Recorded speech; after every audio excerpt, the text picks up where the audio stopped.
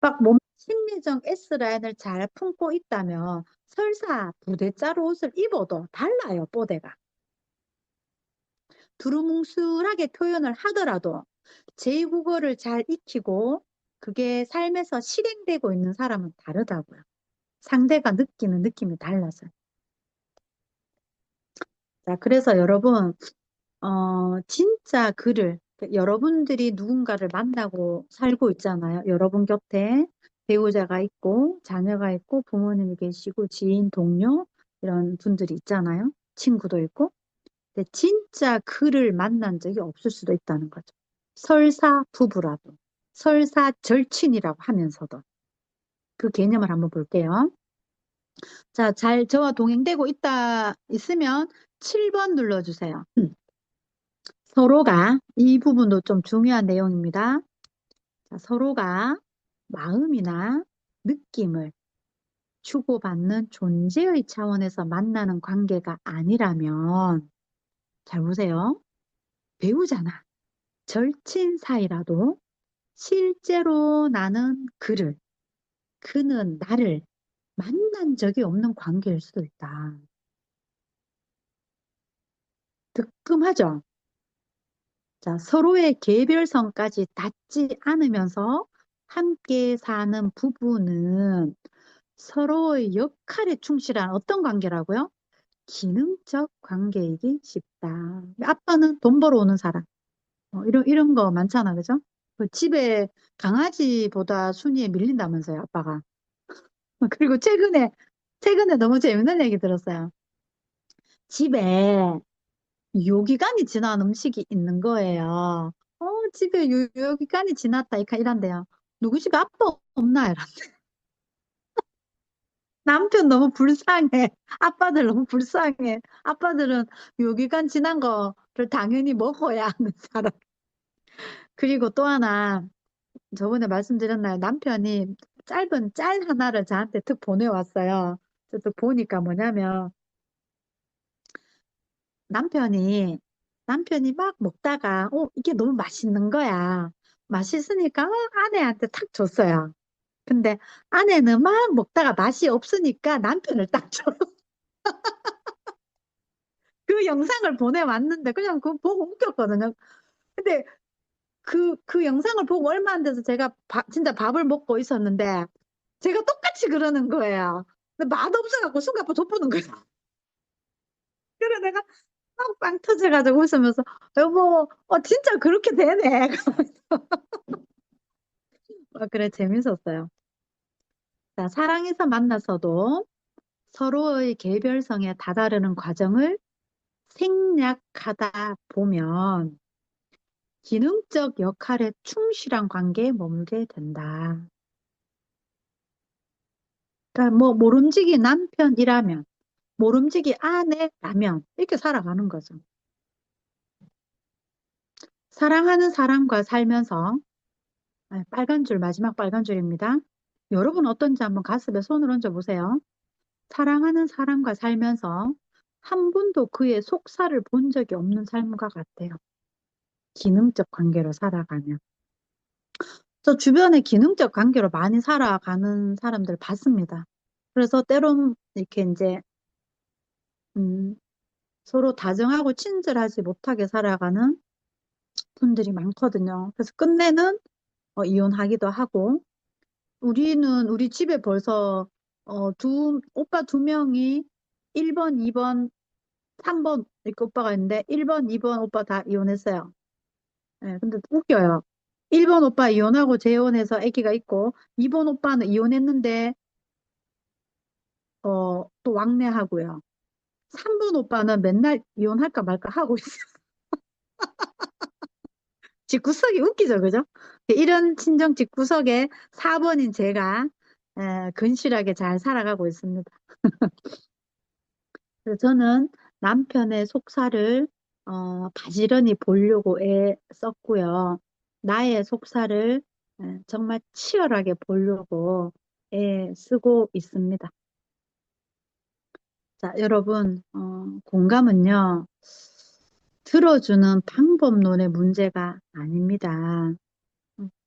한 사람의 외형적 무엇에 압도되지 않을 수 있는 힘이 있을 때 가능한 일인 거죠. 다시 한번 읽어보겠습니다. 공감은 들어주는 방법론의 문제가 아닙니다. 한 사람의 외형적 무엇에 압도되지 않을 수 있는 힘이 있을 때 가능한 일이다. 자, 이 페이지를 두고 우리가 한번 나눠볼까요? 저는 한 사람에게 압도된 적이 있었습니다. 근데 지금은 아니거든요. 와, 뭐 뭔가 말로 표현할 수 없는 그게 있는 거예요. 그 벽이 느껴지는 거예요. 환장하겠는 거죠. 음. 근데 그래서 선뜻 다가가지도 뭐 이도저도 못하는 거죠. 제가 뭐 이도저도 못하는 거예요. 근데 그때 다른 분을 대동해서 저는 그분 옆에서 동행하는 액션밖에 못했었어요. 근데 그렇게 해서 한 수년이 지났어요. 한 수년이 지나고 어느 날 그분 앞에 딱 섰는데 벽이 하나도 없는 걸 제가 느꼈어요. 깜짝 놀랐습니다. 이게 뭐지 생각. 이게 뭐지? 나에게 무슨 일이 그동안 있었지? 라고 돌아본 거예요. 나에게 그동안 무슨 일이 있었지? 왜 내가 앞에 있는 사람은 똑같은 사람인데 뭐가 달라졌지? 이런 부분들이 제가 수년간 저 자신에 대한 치열한 질문과 여러 가지 정면으로 마주하면서 자연에서 동행하고, 우리가 자연을 대자연이라고 표현을 하죠. 그래서 그게 너무 실감하는 사람이거든요. 그 대자연 앞에서 나라는 한 자연의 일부, 그 존재로서 제가 제 자신을 늘 마주하다 보니 어쩌면 상대도 그렇게 보여진 것이 아닐까라는 생각을 하게 됐어요. 그래서 쉽게 얘기하면 니나 내나 이래 되는 거죠. 니나 내나. 그러니까 니나 내나 이런 마음이 어느 날 딱 힘이 생기니까요. 제가 누구를 만나도 쪼는 게 없는 거죠. 계속 네, 일가고 그리고 토요일이랑 네, 음성 요청 부탁드립니다. 많이 가고 왜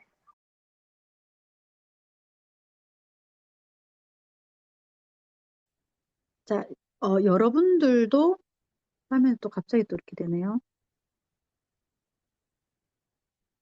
음. 여러분들께서도 어떠한 사람에게, 뭐, 쫄거나 주눅 들거나 압도당했거나 뭔가 넘사벽이라고 생각이 되거나 이런 적이 있었다라고 하면 1번 눌러주시고 나는 살면서 그런 적은 단 한 번도 없었어요 하면 2번 눌러주십시오. 아, 그런 적이 있으시군요. 아, 네네네. 저와 같은 마음을 표현해 주시니 네, 감사합니다. 그러시군요. 그래요. 자, 그러면 자, 모두가 1번이시네요. 자, 그러면 그 1번이라고 생각한 상대가 지금도 1번인지 아니면 2번인지, 과거형인지 현재 진행, 과거형이면 1번, 현재 진행형이면 2번 눌러주십시오. 1.5? 네, 1.5도 해줄 수 있죠. 잠시 기다려 볼게요. 생각할 시간을 드리겠습니다. 자, 좋습니다. 어, 그런 마음이 드는 게 현재 진행형이라면 한번 이렇게 정면으로 메모를 해보셔도 좋겠습니다. 이렇게 볼펜 한 개 들고 끄적끄적 생각을 그냥 가만히 해보는 것과요. 글로 쓰는 것은 차원이 다르거든요. 예. 손끝이 뇌거든요, 뇌. 손끝이 뇌가 작동하는 거거든요. 그래서 필사라든지 글쓰기라든지 이렇게 너무너무 요즘 컴퓨터 이렇게 올려서 하는, 이것도 손끝으로 쓰는 거죠.